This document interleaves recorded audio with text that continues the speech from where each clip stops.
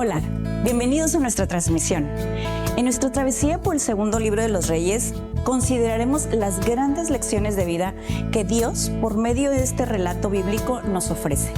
No olvides que cada una de las lecciones se desarrollan a partir de observaciones y divisiones del texto, de manera tal que puedan facilitarnos su desarrollo en grupos pequeños o nuestro estudio personal. Por lo tanto, el formato no es propiamente el de una predicación, sin embargo, tiene todos los elementos para nuestro crecimiento espiritual. Espero que lo disfrutes. Hola a todos, bienvenidos una vez más a nuestra transmisión de Semillas en Casa. En este momento tenemos frente a nosotros la lección número 18, que tiene por título Lo que pudo ser. El pasaje de hoy es el capítulo 13 de nuestro segundo libro de Reyes, desde el verso 1 al verso 25. El versículo clave en esta ocasión es la segunda mitad del versículo 19. Los personajes principales son Joacás, Joás y Eliseo. La actitud expuesta en la lección del día de hoy es que Joacás y Joás prefirieron la idolatría antes que buscar y amar a Dios, desechando así la oportunidad de ser buenos reyes. Nuestro objetivo principal es reconocer que solo en Dios podemos alcanzar nuestro mayor potencial. En Éxodo capítulo 20, versos 4 y 5, el primer mandamiento que Dios dio a los israelitas es: yo soy el Señor tu Dios, no tengas ningún otro Dios aparte de mí. Y el segundo mandamiento dado por Dios a los israelitas fue: no te hagas ninguna clase de ídolo. Hasta este momento en nuestro estudio de Reyes podemos darnos cuenta y recordar que cada uno de los reyes de Israel intencionalmente quebrantó estos dos mandamientos. En el reino del sur, en el reino de Judá, algunos reyes intentaron hacer lo bueno y agradable a los ojos del Señor. Sin embargo, en nuestro estudio del reino del norte, del reino de Israel, podemos observar y hemos podido darnos cuenta a lo largo de todo nuestro estudio que cada uno de los reyes quebrantó intencionalmente estos dos mandamientos de Dios. Pero también hemos podido observar que a pesar de quebrantar estos mandamientos, de tener otros dioses y tener esta actitud de idolatría hacia los dioses paganos de los pueblos vecinos, cuando estos reyes se encontraban en aprietos, en angustia, clamaban al Señor y pedían por ayuda. Cuando buscamos a Dios únicamente o más intensamente en medio de alguna necesidad, sucede algo interesante porque estamos cerrando la puerta a nuestro crecimiento espiritual. Considera buscar a Dios nada más cuando estás pasando por momentos de angustia, por momentos de necesidad. Lo que estás haciendo es simplemente pedir un salvavidas, no es fortalecer ni forjar la relación entre Dios y tú. Eso es lo que pasaba con los reyes de Israel. Por el contrario, vivir una vida de adoración es la única manera de alcanzar el potencial que Dios tiene para nosotros. El pasaje de hoy nos enseña que Dios siempre escucha la oración del necesitado, pero que al mismo tiempo nuestro desarrollo espiritual también depende en parte de nosotros.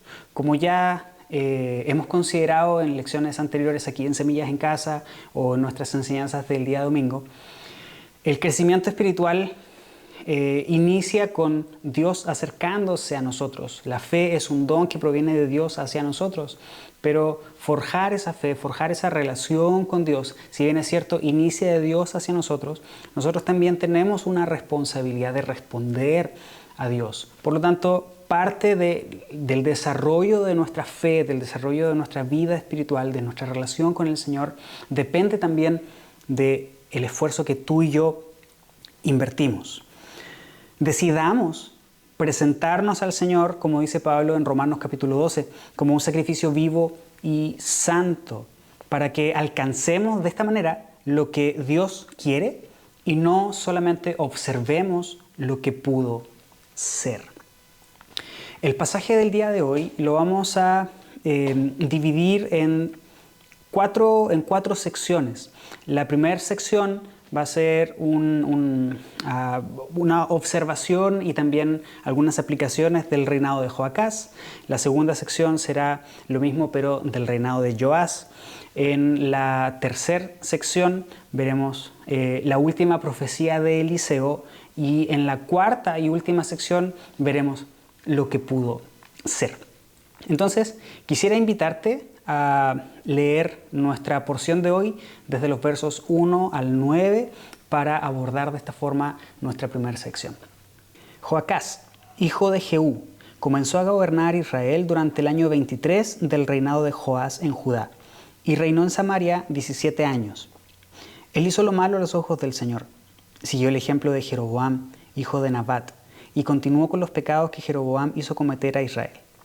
Por eso el Señor estaba muy enojado con los israelitas y permitió que el rey Hazael de Aram y su hijo Ben-Hadad los derrotaran en repetidas ocasiones. Entonces Joacás pidió en oración la ayuda del Señor, y el Señor oyó su oración, pues veía la cruel opresión que el rey de Aram ejercía sobre Israel. Así que el Señor envió a un hombre para rescatar a los israelitas de la tiranía de los arameos. Después Israel vivió a salvo otra vez como en tiempos anteriores. Sin embargo, los israelitas siguieron pecando, siguiendo el mal ejemplo de Jeroboam. También dejaron en pie el poste dedicado a la diosa Acera en Samaria. Finalmente, el ejército de Joacás quedó reducido a 50 conductores de carros de guerra, 10 carros de guerra y 10.000 soldados de infantería. El rey de Aram había matado a los demás, pisoteándolos como al polvo debajo de sus pies. Los demás acontecimientos del reinado de Joacás, todo lo que hizo y el alcance de su poder, están registrados en el libro de la historia de los reyes de Israel. Cuando Joacás murió, lo enterraron en Samaria. Luego su hijo Joás lo sucedió en el trono. En esta primera sección tenemos lo que se nos menciona acerca del reinado de Joacás. Se nos menciona que es hijo de Jehú, que reinó durante 17 años en Israel, que hizo lo malo a los ojos del Señor, y por esa razón el Señor estaba enojado con los israelitas. Sin embargo, hay un momento en que, debido a la angustia y la necesidad, Joacás pide ayuda a Dios debido a los ataques de Hazael y de su hijo. Y algo interesante es que Dios escuchó la oración de Joacás, a pesar de que Joacás hizo lo malo a los ojos del Señor, no se apartó del camino de Jeroboam. Ya hemos visto en lecciones anteriores lo que esto significa. Los pecados de Jeroboam, este rey Joacás los está replicando, así como todos los reyes que han venido antes de él. Entonces ocurre algo interesante, porque Dios responde a la oración de Joacás. Creo que pudiéramos preguntarnos en este momento ¿por qué? ¿Por qué Dios respondió a la oración? Si también se nos menciona que Dios estaba muy enojado con Israel debido a la idolatría del rey y en realidad de toda la nación. Creo que una de las razones por las cuales Dios respondió a la oración de Joacás es debido a la oportunidad para el arrepentimiento.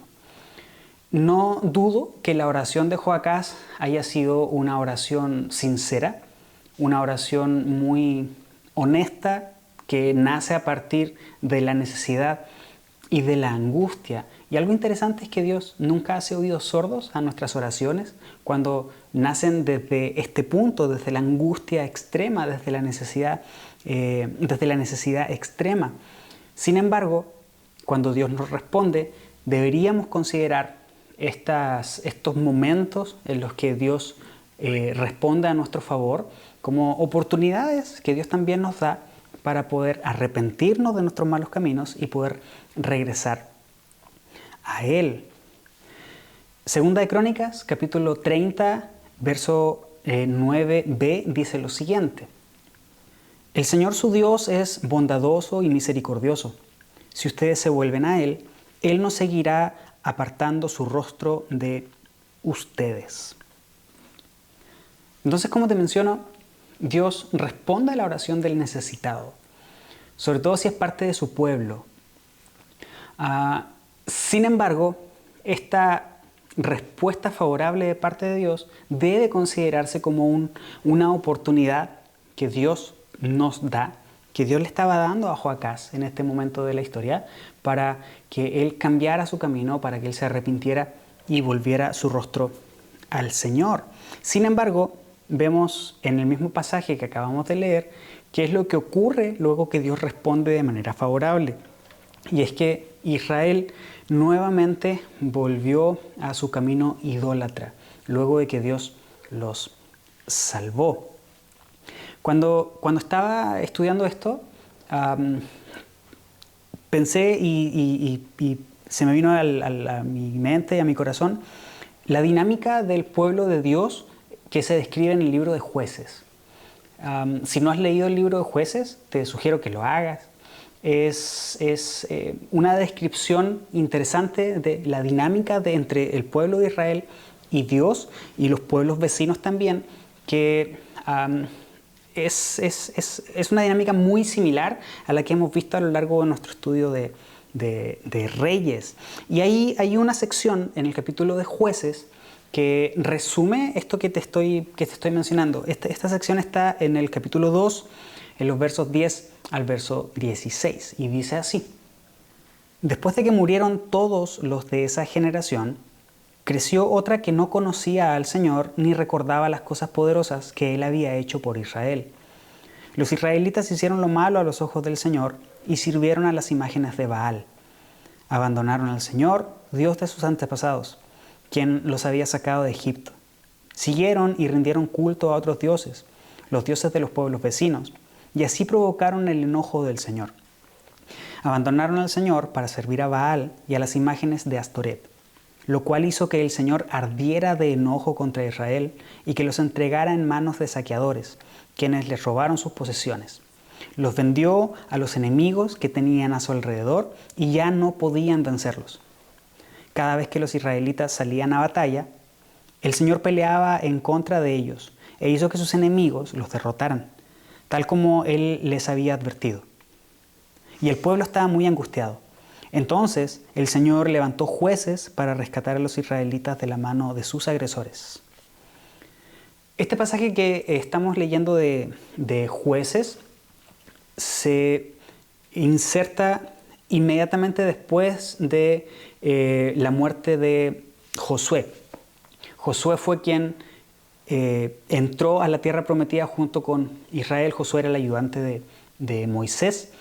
Y cuando muere Josué, las 12 tribus se reparten los distintos territorios de la tierra prometida. Y es ahí en donde se inserta el pasaje que acabamos de leer. La nueva generación no conocía al Señor, se fue tras dioses ajenos, cayó en idolatría, se apartó del Señor. El Señor encendió su enojo en contra de Israel. Y entonces los pueblos vecinos comienzan a atacar a Israel. Cuando están en este estado de ataque, el pueblo de Israel clama a Dios por ayuda. Dios levanta a un juez y salva a Israel. Y esta dinámica se da a lo largo de todo el libro de los jueces. De hecho, si avanzas un poco más en la lectura del capítulo 2 de Jueces, más allá del verso 16, vas a leer eso. El pueblo regresaba a su estado de idolatría con los dioses paganos de los pueblos vecinos. Entonces, Dios los salva, el pueblo regresa a la idolatría. Dios los oprime a través de los pueblos vecinos, piden ayuda, Dios levanta un juez y otra vez los salva, y la dinámica se vuelve a repetir. Y esa dinámica se da a lo largo de todo el libro de los jueces. Te digo, el patrón es el mismo que estamos viendo en el libro de Reyes, tanto en el primero como en el segundo libro. Y es que en realidad refleja lo que el hombre es en esencia. El hombre en esencia tiene esta característica de dinámica arriba y abajo en cuanto a su relación con el Señor. Podemos ver esto a lo largo de toda la historia, pero creo que si no nos vamos tan lejos y simplemente miramos nuestra vida hasta el día de hoy, vamos a poder, va a quedar en evidencia más bien estos momentos en los que hemos estado bien con el Señor y momentos en los que estamos abajo, momentos en los que estamos arriba, momentos en los que estamos abajo. Y si en esta dinámica pensamos en los momentos en los que hemos buscado a Dios con más necesidad, creo que muchos de nosotros tenemos que reconocer que esos momentos se han dado cuando hemos estado pasando por situaciones difíciles. No necesariamente cuando todo está bien, sino que más bien cuando estamos siendo oprimidos por problemas, por situaciones ajenas a nosotros, que sean o no producto de nuestras decisiones, buenas o malas.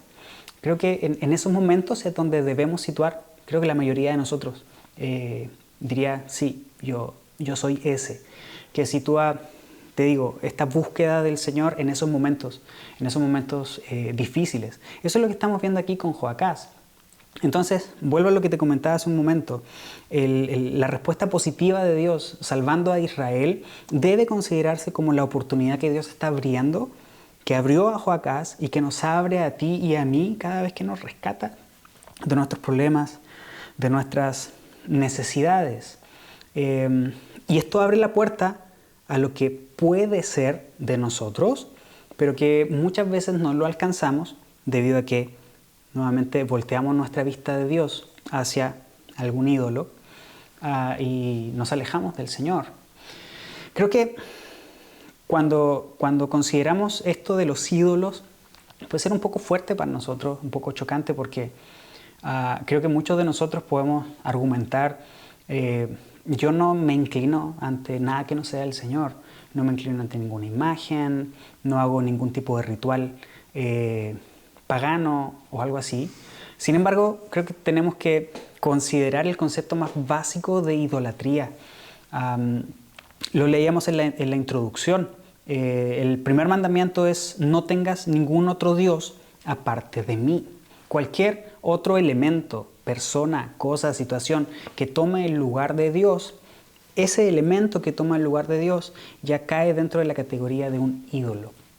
Entonces, quisiera que ampliáramos nuestra perspectiva respecto a qué elementos, situaciones, personas, cosas pueden tomar esta posición de ídolos ante los cuales nosotros dirigimos nuestro camino, dirigimos nuestra atención, nuestro tiempo, nuestros esfuerzos. Es interesante pensar en esto desde esta perspectiva. ¿Qué es lo que pudo haber sido de Joacás? Sin embargo, no lo fue. Joacás pudo y tuvo la oportunidad de decidir ser un buen rey si hubiera tomado esta oportunidad, sin embargo, no lo hizo. La historia de Joacás entonces termina en idolatría. Tuvo la oportunidad de arrepentirse, sin embargo, no lo consiguió. La siguiente sección es la descripción muy simple, porque lo vamos a considerar en el capítulo 14, que es la lección de la próxima semana, el reinado de Joás. En nuestro capítulo de hoy, desde los versos 10 al 13. Vamos a leerlo. Joás, hijo de Joacás, comenzó a gobernar Israel durante el año 37 del reinado de Joás en Judá, y reinó en Samaria 16 años. Él hizo lo malo a los ojos del Señor. Se negó a apartarse de los pecados que Jeroboam, hijo de Nabat, hizo cometer a Israel. Los demás acontecimientos del reinado de Joás y todo lo que hizo, incluso el alcance de su poder y su guerra contra el rey Amasías de Judá, están registrados en el libro de la historia de los reyes de Israel. Cuando Joás murió, lo enterraron en Samaria con los reyes de Israel. Luego su hijo Jeroboam II lo sucedió en el trono. Joás es el hijo del rey Joacás y reinó en Israel durante 16 años. Hizo lo malo a los ojos del Señor, igual que su padre, igual que Jeroboam. Joás y Joacás, así como todos los demás reyes de Israel, como lo comentábamos también al inicio de la lección de hoy, se negaron voluntariamente a apartarse de la idolatría. Debemos considerar a estos reyes desde esta perspectiva.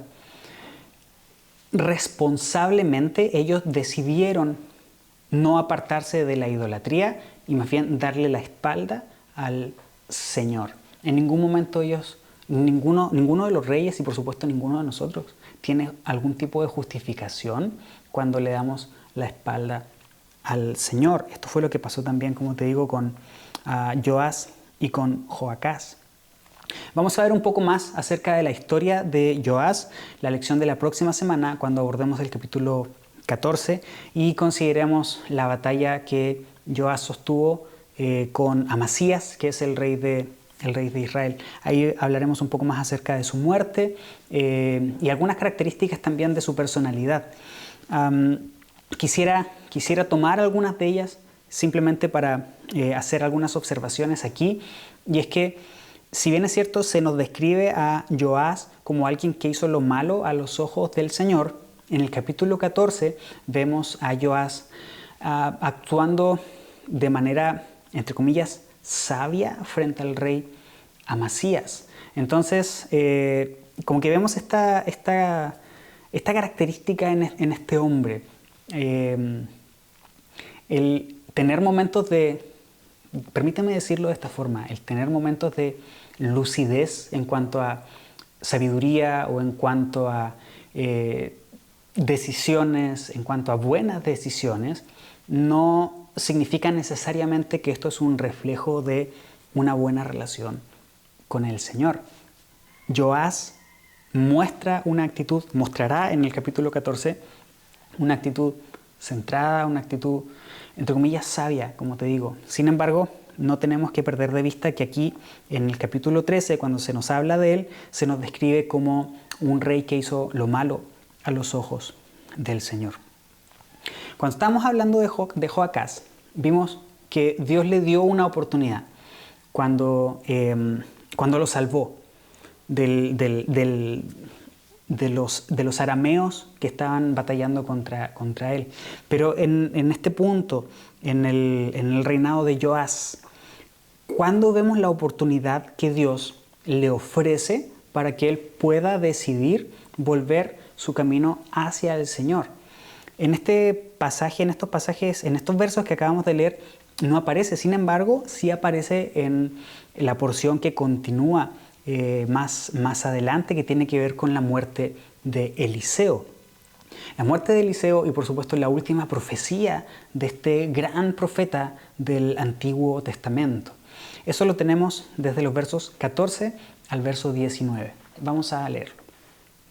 Cuando Eliseo cayó enfermo de muerte, el rey Joás de Israel fue a visitarlo y lloró sobre él diciendo: Padre mío, veo los carros de Israel con sus conductores. Eliseo le dijo: consigue un arco y algunas flechas. Y el rey hizo lo que se le indicó. Luego Eliseo le dijo: pon tu mano sobre el arco. Eliseo puso sus 2 manos sobre las manos del rey. Luego le ordenó: abre la ventana que da al oriente. Él la abrió y Eliseo le dijo: dispara. Así que el rey disparó una flecha y Eliseo proclamó: esta es la flecha del Señor, una flecha de victoria sobre Aram, porque tú conquistarás por completo a los arameos en Afec. Luego Eliseo dijo: ahora levanta las demás flechas y golpéalas contra el piso. Entonces el rey las tomó y golpeó el piso 3 veces. Pero el hombre de Dios se enojó con él y exclamó: tendrías que haber golpeado el piso 5 o 6 veces. Así habrías vencido a Aram hasta destruirlo por completo. Ahora saldrás vencedor solamente 3 veces. Previo a este momento, la última mención que se hace del profeta Eliseo es en nuestro segundo libro de Reyes, en el capítulo 9, verso 1, cuando se hace mención de la unción de Jehú como rey. Entre ese momento y el momento en el que estamos ahora, en el pasaje de hoy, han pasado 43 años. 43 años en los que no tenemos información acerca de Eliseo. Sin embargo, ahí está. Sigue siendo el profeta de Dios, sigue siendo el representante de Dios. Que no haya información de él al respecto no significa que él no haya seguido en ejercicio, no significa que Dios no se haya seguido manifestando a través de él. Sin embargo, en el relato bíblico no se nos ofrece mayor información de lo que pasó en ese tiempo. Nada más considera, desde el capítulo 9, verso 1, hasta este momento ya han pasado cerca de 43 años. ¿Por qué lloró Joás? ¿Por qué lloró Joás? ¿Y por qué exclama lo que exclamó? Padre mío, veo los carros de Israel con sus conductores.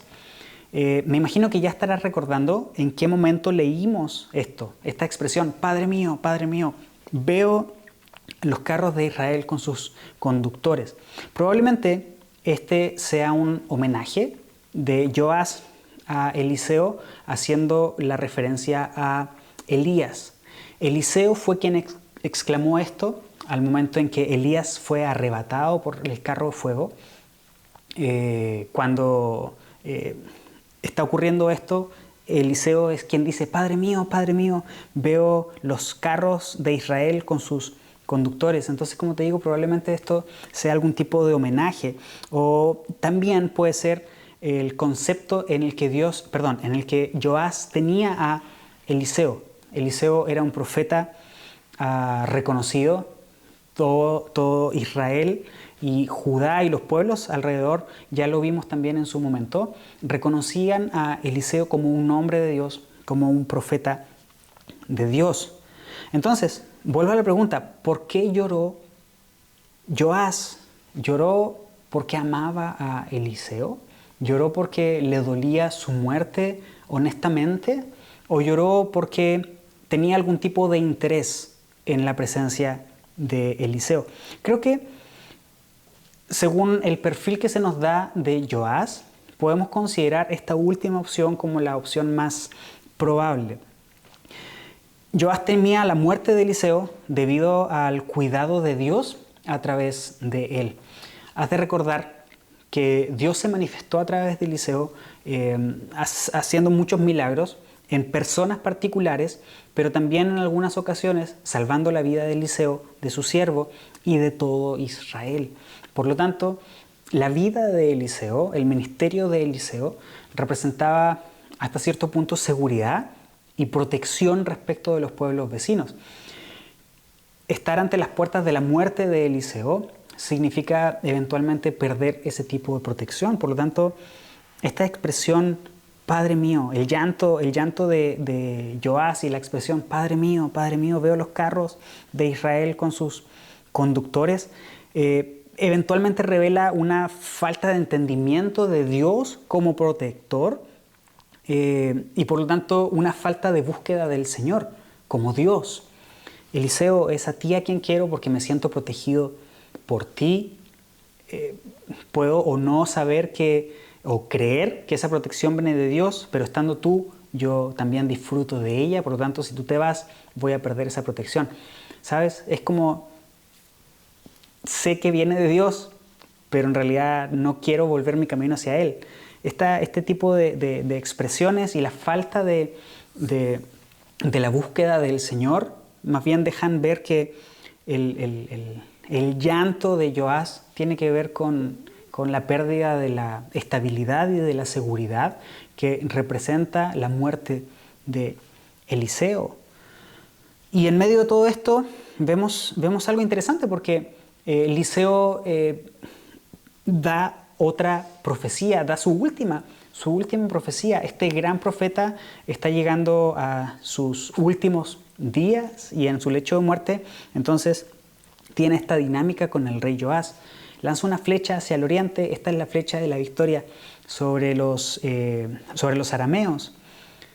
Sin embargo, después viene otro elemento que es toma todas las flechas y golpéalas en el piso.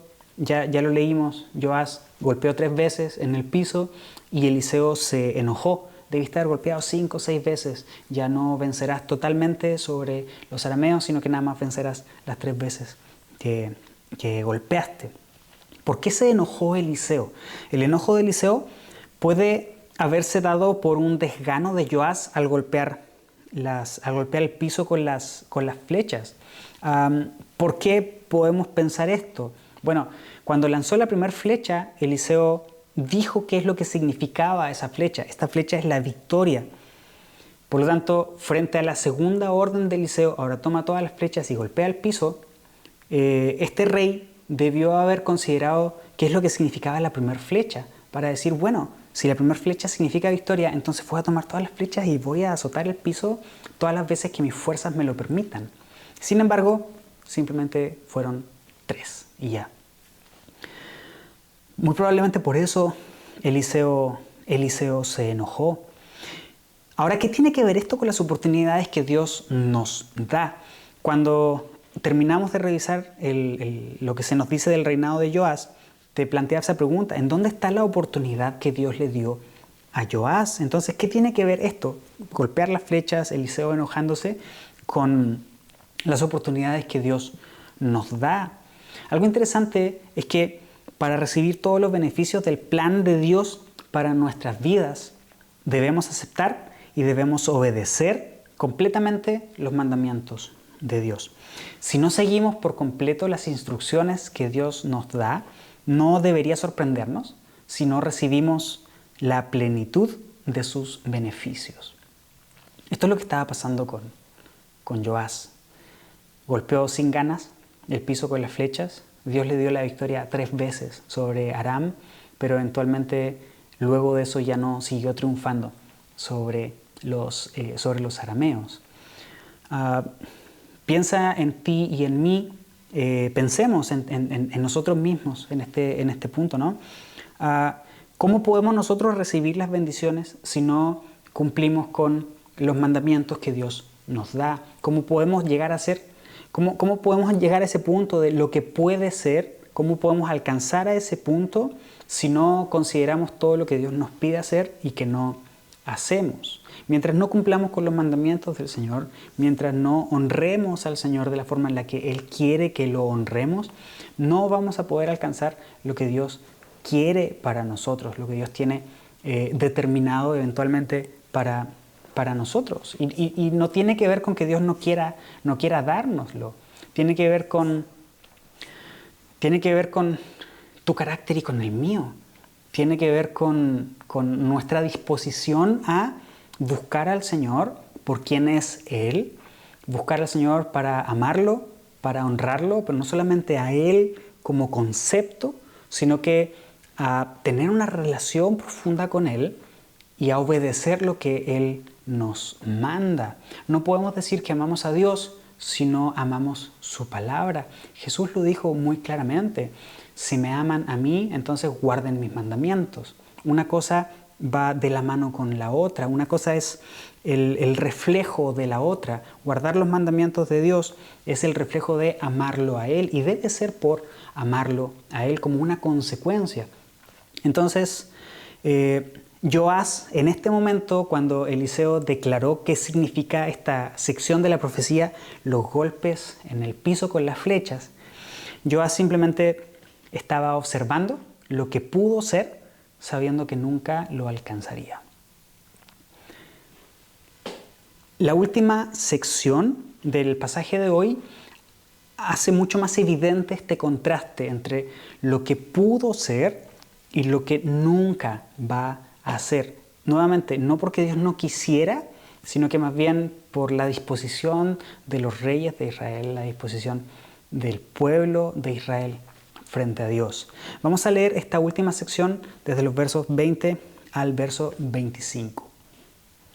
Después Eliseo murió y fue enterrado.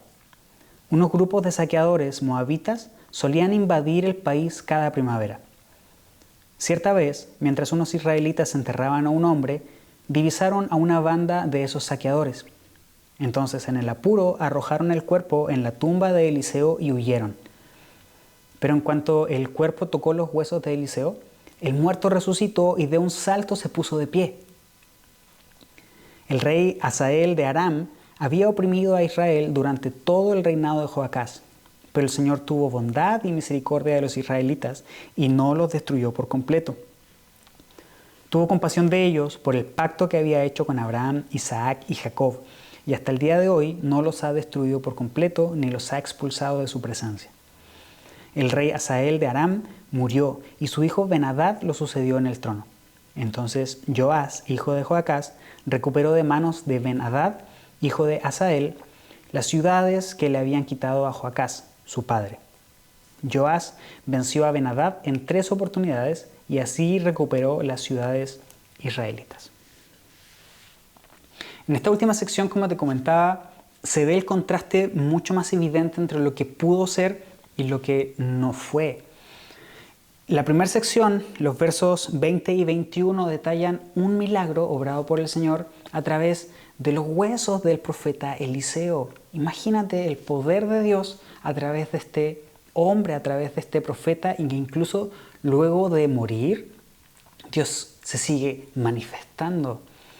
Estos israelitas que estaban enterrando a alguien y que lanzaron el cuerpo sobre los huesos de Eliseo, y este hombre que regresa a la vida, deja en evidencia el poder de Dios que puede levantar a los muertos. Considera esto ahora a la luz de Israel como una nación que está muerta espiritualmente y que Dios tiene el poder para resucitarla. Sin embargo, este milagro se va a obrar en el corazón de Israel siempre y cuando ellos regresaran su vista hacia el Señor.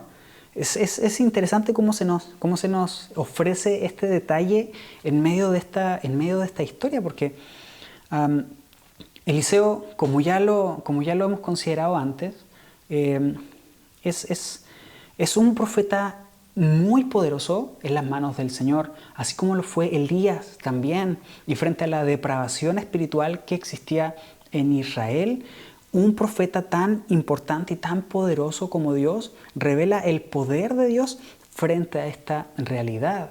Para Dios no hay nada imposible, y esta nación idólatra, esta nación muerta espiritualmente, podía ser resucitada a través del poder de nuestro Señor.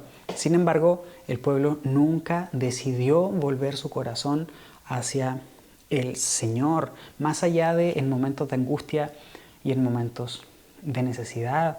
Nos hace recordar las palabras de Jesús en el Evangelio cuando dice: este pueblo de labios me honra, pero su corazón está lejos de mí.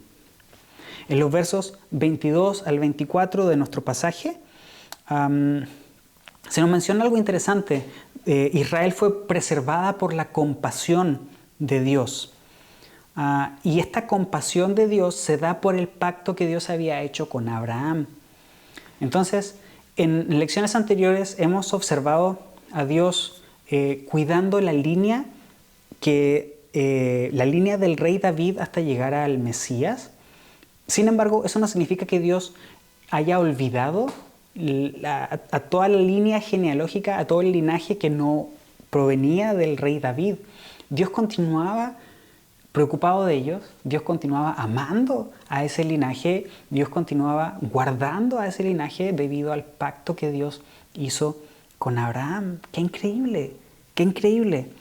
Pudiendo alcanzar una vida espiritualmente abundante, Israel, estos eligieron simplemente el sobrevivir debido a su propia decisión. El verso 24 y el verso 25 de nuestro pasaje, nuestros últimos versos, se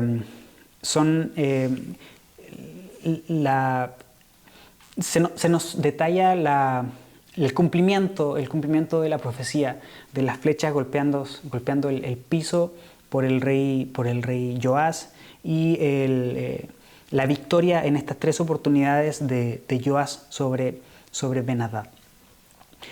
Alcanzar nuestro mayor potencial depende de Dios, pero también depende de nuestra búsqueda de su presencia. Y sé que cuando escuchamos este concepto de alcanzar nuestro potencial en el Señor, se puede como que confundir con un discurso, ¿sabes?, de motivación, un discurso de empoderamiento. Tú sabes, tú eres capaz, tú eres fuerte, tú, si lo decides, así lo puedes hacer. Y de ahí nos saltamos a otro tipo de expresiones, ¿no?, que seguramente ya las he escuchado en más de alguna ocasión. Estamos creados para alcanzar y desarrollar y llegar a ser la mejor versión de nosotros mismos. Sin embargo, alcanzar el potencial que tenemos en el Señor no tiene que ver con nosotros, tiene que ver con el Señor, tiene que ver con Él. Nunca jamás depende de nosotros. Recuerda que el foco en ninguna parte de las Escrituras está sobre nosotros.